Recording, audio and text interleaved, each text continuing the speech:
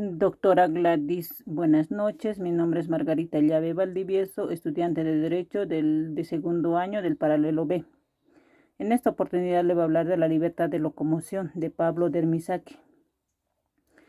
Este derecho está declarado en el artículo 217 que dice los bolivianos y las bolivianas tienen los siguientes derechos a la libertad, residencia, permanencia y circulación en todo el territorio boliviano, que incluye las salidas e ingresos del país, como nos señala en el artículo 23, parágrafo tercero, advierte que nadie podrá ser detenido o aprehendido o privado de su libertad, salvo que las formas establecidas por ley.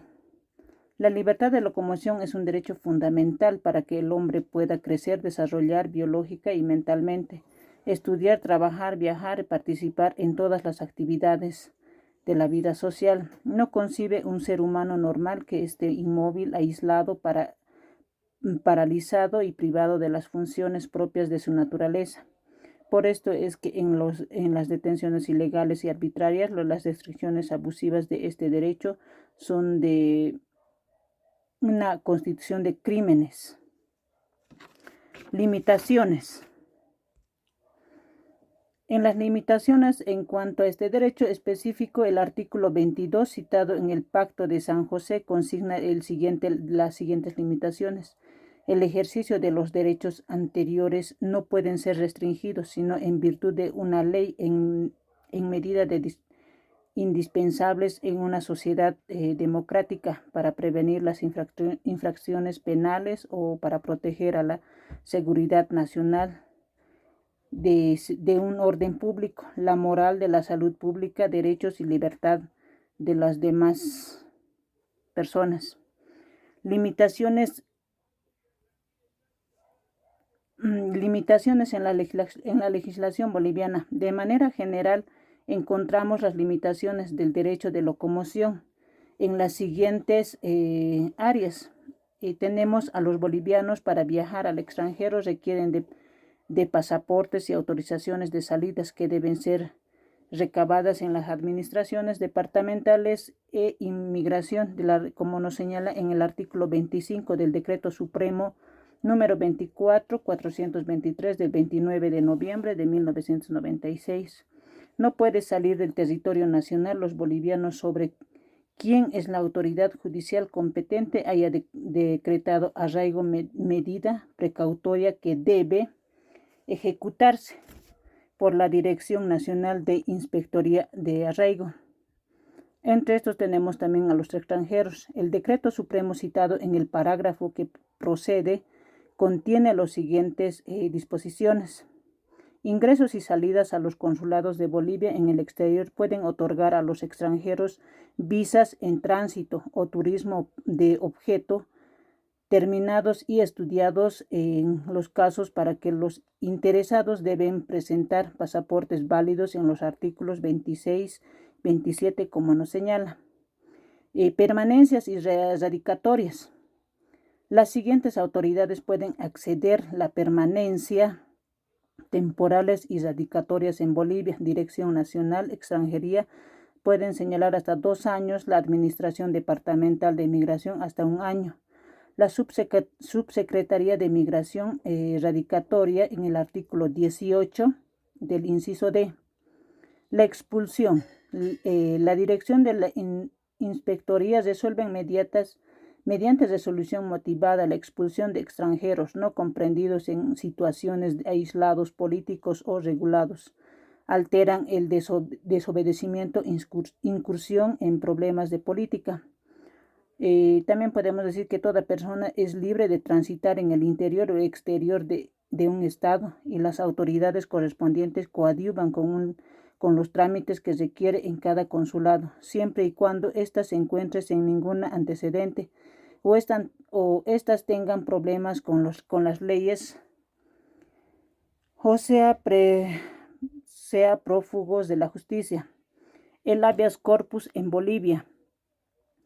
El habeas corpus en Bolivia es una acción de libertad. Esta acción contribuye con la garantía principal de la libertad del hombre.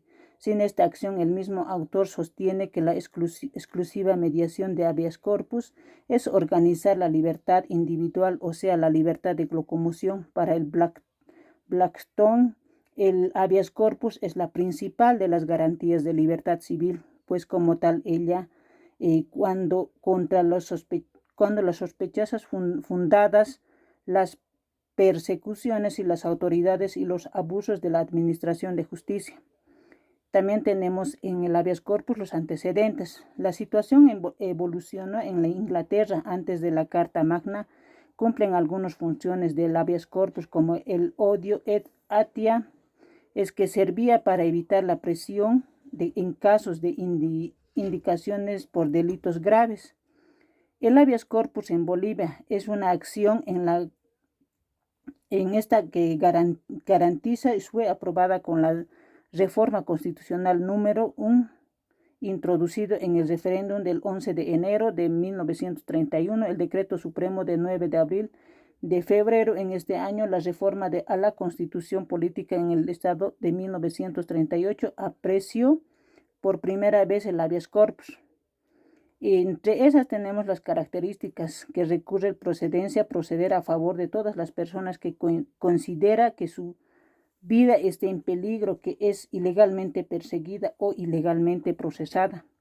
También privada de libertad personal. También tenemos a la personería puede interponer el afectado, no cualquiera a su nombre, de manera oral o escrita, sin ninguna formalidad procesal. También tenemos en las competencias. Pueden conocer y coincidir cualquier juez tribunal competente en materia penal.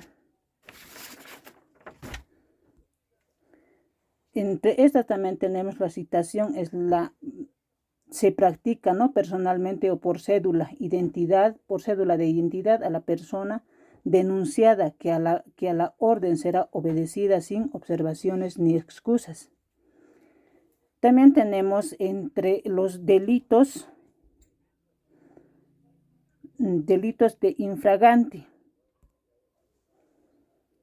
Esta acción no puede proceder en caso de delincuentes sorprendidos infraganti, es decir, cuando el delito se descubre en el momento de cometerse, no inmediatamente de cometido, si no hay duda sobre el autor del mismo, como señala en el artículo 23 y parágrafo 4 de la Constitución. Dispone al respecto que todo delincuente puede ser aprehendido aún sin mandamiento por cualquier persona con un único objeto de ser conducido ante las autoridades o juez competente, quien deberá resolver la situación en un máximo de 24 horas. Entre las obligaciones de encargados de prisiones tenemos, como señala en el artículo 23, parágrafo 6, dispone que los encargados de las prisiones no recibirán a nadie como arrestados o detenidos o presos sin un registro de mandamiento, bajo la pena de procesamiento y las sanciones de ley. También está el alcance de la garantía. El habeas corpus propone destituir de inmediato la libertad individual, porque es una acción breve, porque se sumaría expedita y no es subsidiaria. Esto nos quiere decir que no es dilatoria. El habeas corpus colectivo. Tradicionalmente se ha considerado que el habeas corpus en el amparo como una garantía individual de los derechos subjetivos de las personas, teniendo en mente que los derechos de la primera generación por el Estado, derecho, libertad burgués, son derechos individuales, pero los derechos de la segunda y tercera, cuarta generación pueden ser reconocidas por el constitucionalismo social, producto de la revolución tecnológica informática entre el siglo XX, los derechos colectivos de un contenido social. Eso sería, doctora, mi exposición. Muchas gracias.